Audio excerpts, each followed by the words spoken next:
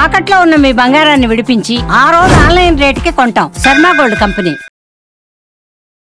నమస్కారం, welcome to Suman TV. నేను గీతాంజలి. ప్రస్తుతం మనతో పాటు భారతీయ శంకరపీఠం వ్యవస్థాపకులు, ప్రముఖ ఆధ్యాత్మికవేత్త, బ్రహ్మశ్రీ అన్నవరపు తిరుపతిమూర్తి అవధాని గురువు గారు ఉన్నారు. వారితో మాట్లాడదాం. గురుగారు నమస్కారం అండి. ఓం శ్రీ మహాగణాధిపతయే నమః. గురుగారు, సరస్వతి పుష్కరాలు మే 15 నుంచి 26వ తారీఖు వరకు.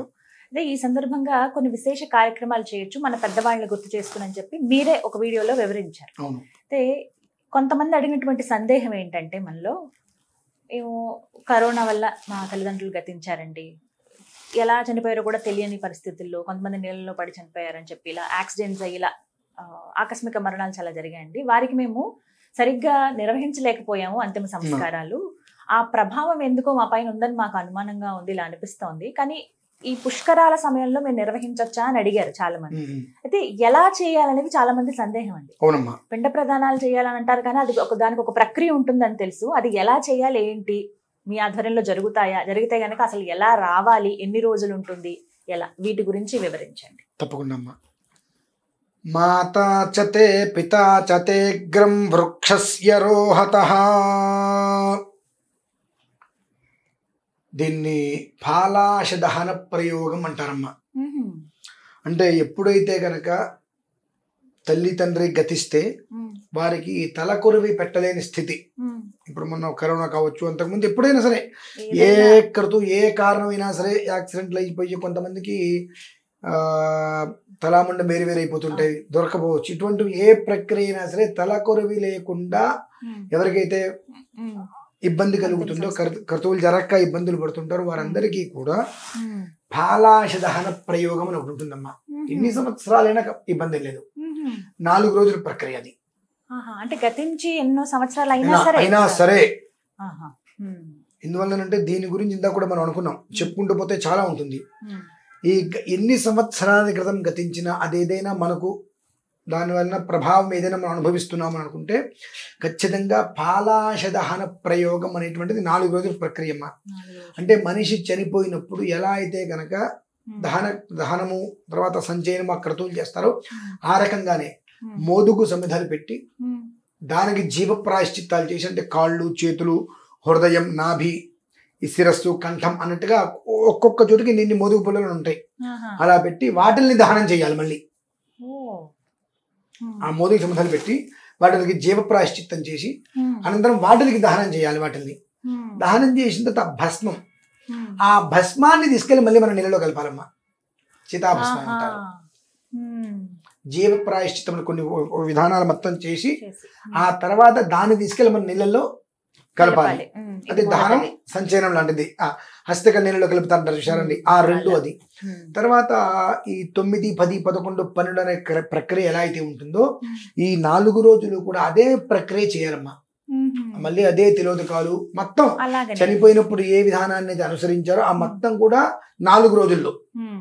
దీనికి ఉపక్రమణ దినాదారభ్యాన్ వస్తుంది.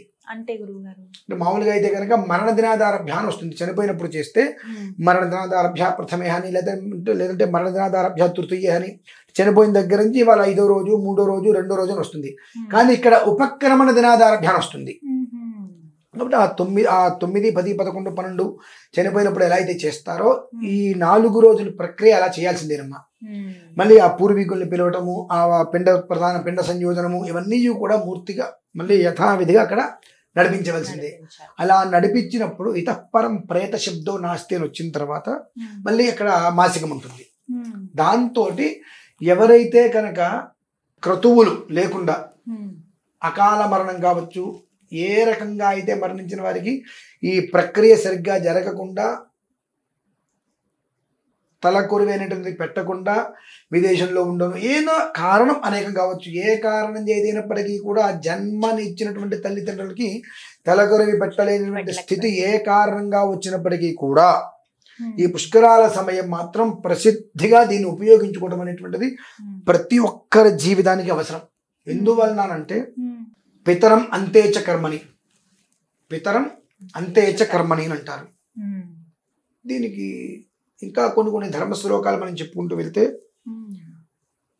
ధర్మసింధు కావచ్చు, నిర్ణయ సింధు కావచ్చు, అభినవ షరసీతి కావచ్చు, వైద్యనాథ దీక్షితయం కావచ్చు, అపరకృష్ణీయమని ఇటువంటి గ్రంథాలలో ఒక్కొక్క మాట చెప్పుకుంటూ వెళ్తే ఒక మనిషి చనిపోయిన తర్వాత 12 రోజులు చేసేటువంటి క్రతువు అలా చెయ్యాలా అని ఉంటుందమ్మా. వీటి కోసమే కొన్ని 100 పేజీల గ్రంథాలు ఉన్నాయి ప్రత్యేకంగా వీటి కోసం, కేవలం దీనికోసం. ఎందువలన అంటే ఇందాక చెప్పుకున్నాం, ప్రేతశ్చ పిండం, పితరశ్చ పిండం, గర్భస్థ పిండం అని చెప్పి. ఈ ప్రేతశ్చ పిండం, పితరస్థ పిండం ఈ రెండూ కూడా ఆ సమయంలో వస్తాయి అక్కడ. ఈ 4 రోజులు చేసే ప్రక్రియలో ఈ రెండు అక్కడ వస్తాయి అనమాట. ప్రేతశ్చ పిండం వస్తుంది, పితరశ్చ పిండం వస్తుంది. ఇందులో ఆగ్నేయ హిరణ్య పిండం ఇంకోటి వస్తుంది మళ్ళీ. ఇది 3 విధానాలు. అంటే ఏమిటి అంటే హస్తులు నిమజ్జనం చేస్తారు కదమ్మా, ఆ హస్తులు నిమజ్జనం చేసినప్పుడు చెయ్యాలి. మనం చేసేటువంటి దౌర్భాగ్యమైన పని ఏంటంటే 3 కుండలు అని చెప్పి 4 కుండలు అని చెప్పి విభజన చేసి ఒకటి కృష్ణ, ఒకటి గంగా, ఒకటి గోదావరిని కలుపుతాం. ఇలా ఎప్పుడైతే మనం కలుపుతున్నామో అంగవైకల్యంతో జన్మిస్తారు ఇంట్లో. హస్తికలు విభజన చేసేస్తున్నావు నువ్వు. నీ కుటుంబంలో తర్వాత జన్మించే వాళ్ళు ఏదో ఒక రకమైన వైఫల్యం జన్మలో ఉంటుంది. కనుక అటువంటిది ఎక్కడా కూడా జరగకుండా ఆగ్నేయ హిరణ్యేశ్వరార్థం చెప్పి అక్కడ పిండ ప్రదానం చేస్తారు. ఇవి ప్రత్యేకంగా అక్కడ చేసి తీరవలసిందేనమ్మా. ఇది చేయటం వల్ల ఏమవుతుంది అంటే పితృదేవతలు అని అంటారు. శివదేవత, గ్రామదేవత, విష్ణుదేవత, హనుమదేవత వీళ్ళందరూ వేరు. మళ్ళీ ఈ పితృదేవతల యొక్క అనుగ్రహం లేకపోతే ఈ 3,00,00,000 మంది దేవతలు ఏం చేయలేరమ్మా. వారి అనుగ్రహం ఖచ్చితంగా ఉండాలి, వీరి అనుగ్రహమే ఉండాలి. ఇప్పుడు మనం చూస్తున్నాం కదా, చాలా మందికి పితృదోషాలు వచ్చాయని చెప్పి సంతానం కలగకపోతే ఎన్నో రకాల ప్రయోగాలు చేసి చివరికి ఈ మోక్ష నారాయణ బలి ఇటువంటివన్నీ నారాయణ బలి రకరకాలుగా చేస్తున్నారు. తర్వాత కొన్ని ఆపాదిస్తున్నాయి. ఈ వీటికి 10,000 రెట్లు శ్రేయస్కరం ఇది. అంటే ఇది చెయ్యకుండా నువ్వు అవన్నీ చేసినప్పటికీ కూడా ఎక్కడో ఒక్కడ వంశంలో ఆ గీత అనేటువంటిది మచ్చే పోదు. ఇది ఎప్పుడైతే నువ్వు పూర్తిగా కూడా అకారణంగా, ఎలా దీనికి ఏమొస్తుందంటే దీనికి అతిపన్న అని వస్తుంది. అంటే నిన్న చేయవలసింది చేయలేదు, అది ఇవాళ చేస్తున్నాను కాబట్టి ఆ అతిపన్న సంకల్పం అక్కడ అవసరం. ఇప్పుడు 9వ రోజు మనం చేస్తాం కదా, అతిపన్న ప్రథమేహని, ద్వితీయహని, తృతీయ అని చెప్పి మొదటి రోజు నుంచి 9వ రోజు వరకు చెప్పుకురావాలమ్మా. అంటే మొదటి రోజు చేయవలసినటువంటిది ఆపేసి చెయ్యలేక అనేక కారణాలు అయితే 9వ రోజు చేస్తున్నాం. ఈ 9వ రోజు ఒక్కడే చేసేస్తే ఫలితం నీకు శూన్యం. మొదటి నుంచి నువ్వు అక్కడి వరకు ఆచరించుకురావాలి. కాబట్టి ఆ అతిపన్న ప్రథమేహని అప్పుడు చేయవలసింది నువ్వు చేయలేకపోయావు కాబట్టి ఆ విధానాన్ని ఇప్పుడు నేను శాస్త్ర నియమాన్ని అనుసరించి పాలాశదహన ప్రయోగవతగా చేసి మరలా చనిపోయిన ఆయన, వాళ్ళ నాన్నగారు ఆపై 4గురిని కూడా మరలా పిలిచి వాళ్ళందరికీ కూడా పిండ సంయోజనం, అర్ఘ్య సంయోజనాలు అన్నీ ఇచ్చి పూర్తి స్థాయిలో 12వ రోజు అంటే పెద్ద కర్మ అనేటువంటిది, అంటే మాయలో 12వ రోజు ద్వాదశాహం అంటారు. అందరికీ పెద్ద కర్మ అంటే అర్థమవుతుంది. ఏ రకమైనటువంటి విధానాన్ని అనుసరిస్తారో ఈ 4 రోజులు అలానే అనుసరించారమ్మా. అనుసరిస్తేనే అక్కడికి ఆ వంశానికి పట్టినటువంటి ఆ ఒక ఏదైతే కనుక ప్రభావం ఏదైతే ఉందో పట్టి పీడిచేది కావచ్చు, ఏ రకమైనటువంటిది కూడా ఇతఃపరం ప్రేత శబ్దో నాస్తి అని ఇలా కొట్టినప్పుడు వచ్చేటువంటి ఇట్లా కొడతాం. ఇతఃపరం ప్రేత శబ్దో నాస్తి అన్నప్పుడు ఎప్పుడైతే వస్తుందో అప్పటితోటి ఉన్నటువంటి పట్టుకుని మొత్తం విడిచిపోతుందమ్మా. అది ఖచ్చితంగా ప్రతి ఒక్కళ్ళు కూడా చేసుకోవాలి. 4 రోజుల ప్రక్రియ.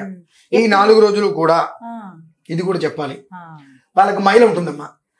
అది అసలు ఏం చేయాలి అప్పుడు వీళ్ళు పాటించాల్సిన నియమాలు చెప్పండి. ఇప్పుడు సపోజ్ అక్కడ కాళేశ్వరం వస్తారు, లేదా ఏర్పాటు ఉంటుంది. ఈ 4 రోజుల పాటు వాళ్ళు అక్కడే ఉండాలి. వాళ్ళ వంట చేసుకుని తినాలి. కేవలం క్షార లవణ వర్జ్యం, అంటే ఉప్పు కారం లేకుండా ఇంత పప్పు అన్నం వండుకొని ఉప్పు కారం తగలకుండా వండుకొని కుంపటి మీద, ఇక కుంపటి లేదనుకుంటే గ్యాస్ స్టవ్ మీద వంట చేసుకొని తినాలి. ఖచ్చితంగా ఇంకొక విషయం ఏంటంటే వాళ్ళు గుండు చేయించుకోవాలి. ఈ క్రతువు చెయ్యాలంటే గుండు చేయించుకోవాలి. కేశానాశ్రిత్య తిష్టంతి అని చెప్పి మనిషి చనిపోయినప్పుడు ఏ రకమైన విధానాన్ని అనుసరిస్తున్నామో అదే విధానం వస్తుంది ఇక్కడ. అంటే అప్పుడు చెయ్యలేదు కనుక తలకొరువు పెట్టలేదు కాబట్టి దానికి ప్రభావం ఏ రకంగా మనం అనుభవిస్తూ ఉంటామో, చెయ్యకపోవడం వల్ల వచ్చేటువంటి దోషాలు ఏవైతే ఉంటాయో వాటి నుంచి పూర్తిగా మనం బయటికి పడాలి అని అంటే ఎప్పుడైనా చెయ్యాల్సిందే. పుష్కరము అనేటువంటిది ఇంకాస్త ఎక్కువ ఫలితాన్ని ఇస్తుంది. ఆ అవకాశాన్ని ఈ సమయంలో సద్వినియోగం చేసుకొని పితృప్రభావాత్తు పితృదోషం కావచ్చు అటువంటి వాటిల నుంచి ఈ యొక్క వంశానికి ఎలాంటి దోషములు లేకుండా ఉత్పత్తులు కాకుండా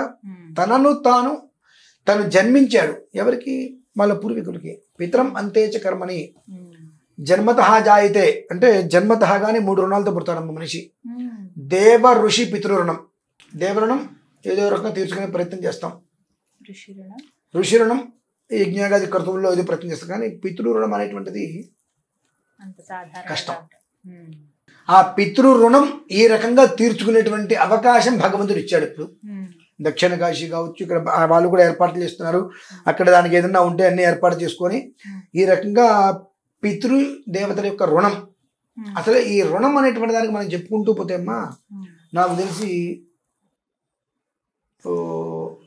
25 వీడియోస్ వస్తాయమ్మా కేవలం పితృ రుణాల గురించి అంటే ఈ 12 రోజులు చేయాలి ఎందుకు చేయాలి ఎలా చేయాలి చేయకపోతే ఏంటి దీని పరిస్థితి ఏంటి పితృ ప్రభావం అంటే ఏంటి పితృదోషం అంటే ఏంటి పితృ రుణం అంటే ఏంటి అసలు రుణం అంటే ఏంటి ఏ రకంగా రుణం వస్తూ ఉంటుంది అనేటువంటి విషయాలు తెలుసుకోవాలి అని అంటే కనీసం 25 వీడియోలు వస్తాయి లైట్ గా ఇక మనం చేసుకోవచ్చు అట్లా కాబట్టి పితరం అంతేచ కర్మని అన్నారు కాబట్టి నువ్వు వాళ్ళు బ్రతుకునేంతకాలం వాళ్ళ మాట వినలేదా ఈశ్వరేచ్ఛ తెలియదు చనిపోయిన తర్వాత వాళ్ళకి ఇవ్వాల్సినటువంటి ఏదో తెలియదు గొప్పదిష్టం అది కూడా ఇవ్వలేని పరిస్థితి మొన్న మనకి అందరికి ఏర్పడింది కాబట్టి అటువంటి స్థితి నుంచి పూర్తిగా కూడా వారికి ఆ ఒక తిలోదకాలతోటి వాళ్ళకు చేయవలసినటువంటి పితృక్రతువుని పరిపూర్ణంగా చేసేటువంటి చక్కటి యోగ్యం అర్హత అనేటువంటిది ఈ 12 రోజులు కలిగిందమ్మా కాబట్టి ఇటువంటి వారు ప్రతి ఒక్కరూ కూడా ఈ యొక్క అవకాశాన్ని సద్వినియోగం చేసుకొని పితృ రుణాన్ని పూర్తి చేసుకోగలరు తీర్చుకోగలరు మాతృ రుణం అది జన్మకి తీరదు పితృ రుణం అంటే తీర్చుకుని తీరవలసిందే కనుక ఆ పితృ రుణాన్ని తీర్చుకోవాల్సిందిగా ప్రతి ఒక్కరికి కూడా నేను విజ్ఞప్తిగా